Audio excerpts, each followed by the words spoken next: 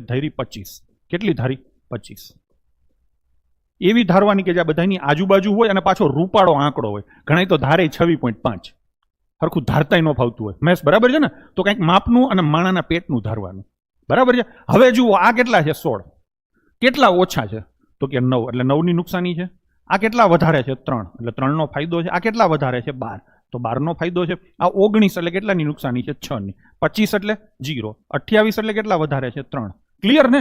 34 એટલે કેટલા વધારે છે? 9. 9 ને?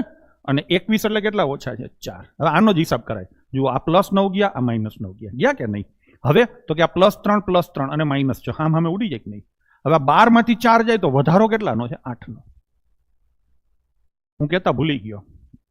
એવરેજ એટલે શું? એવરેજની વ્યાખ્યા શું? હું છોકરાઓના ચેપ્ટર ચાલુ કરું એમ પૂછું ને કે એવરેજ એટલે શું? એટલે છોકરા એમ કે સાહેબ એવરેજ એટલે સરેરાશ. એ તો પહેલા એનું ગુજરાતી થાય. એવરેજ એટલે ખરેખર તો જો કાયદેસર કરવું હોય તો આખા ગામનો સરવાળો ભાગ્યા અવલોકનોની સંખ્યા. હવે તમે આ ભાગ્યાની કરવા જાવ ને એટલે ભાંગી જાવ.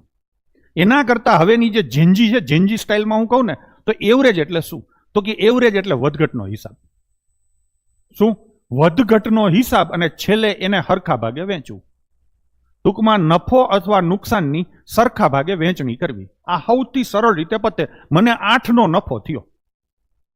કેટલા જણા છે? 8. બધાને હરખા ભાગે વેચ્યું તો બધાના ભાગમાં કેટલું આવે? 1. 25 તો હતું જ, ધારેલું હતું ને 25. એમાં હજી 1 આવે તો એવરેજ કેટલી થાય? 26.